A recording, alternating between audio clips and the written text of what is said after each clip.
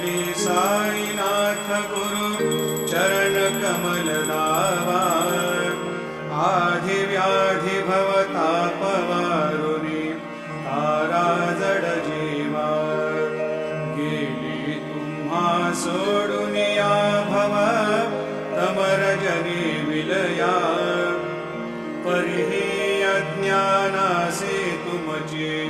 भुलवियोग माया शक्ती न यत्किंचितहि